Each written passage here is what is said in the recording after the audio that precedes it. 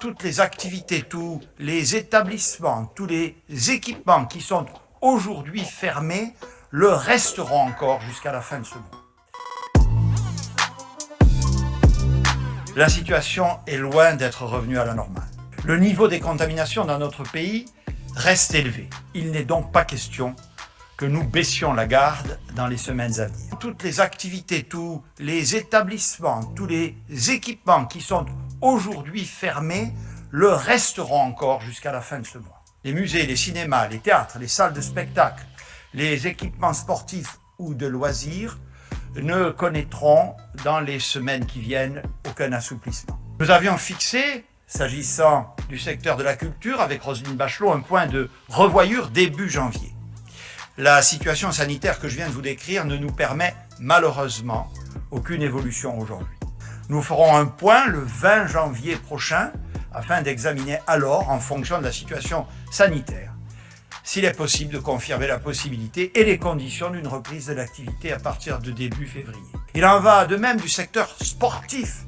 Les mêmes considérations me conduisent à prendre la même décision pour les stations de ski dont les remontées mécaniques ne pourront pas rouvrir tout de suite. Là encore, nous ferons un point le 20 janvier, à 2 semaines du début des vacances scolaires. Nous ferons également ce point de situation avec les restaurateurs, les propriétaires de bars et des salles de sport, pour qui, malheureusement, la perspective d'une réouverture en janvier n'est pas réaliste et sera d'ores et déjà reportée à minima jusqu'à mi-février.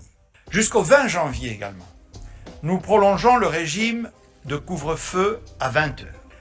L'ensemble des dispositions que je viens d'énoncer sont nécessaires, mais je ne peux exclure que nous ayons à prendre des mesures nationales supplémentaires si nous faisons le constat dans les prochains jours que nous en avons besoin. La campagne vaccinale contre la Covid a commencé le 27 décembre dernier et va se poursuivre dans les mois à venir. Notre objectif est donc clair et il l'a toujours été, vacciner en priorité le plus vite possible les 15 millions de personnes âgées et souffrant de pathologies chroniques.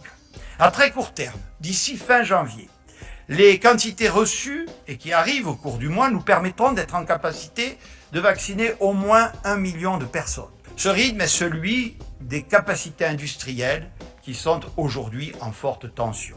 Comment, comme le président de la République nous l'a demandé, aller encore plus vite? Il ne s'agit pas de modifier, comme je l'ai entendu ici ou là, notre stratégie. Nous avons décidé d'avancer ce que nous appelons la phase 2 de notre stratégie vaccinale. Les personnes de plus de 75 ans pourront se faire vacciner à partir de lundi 18 janvier. Nous mettons tout en œuvre pour vous permettre de vous faire vacciner dans de bonnes conditions.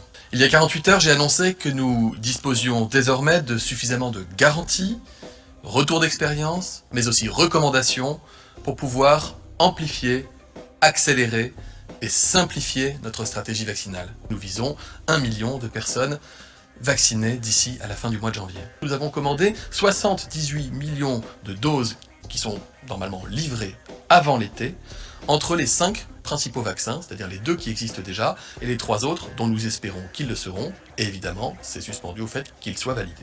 En nous vaccinant, nous sauverons des vies et nous retrouverons la nôtre. Mes chers concitoyens, une phase nouvelle de la lutte contre la pandémie s'est ouverte. Il s'agit d'un défi humain et logistique considérable et inédit qui nécessite patience et détermination, et je ne doute pas de notre succès collectif.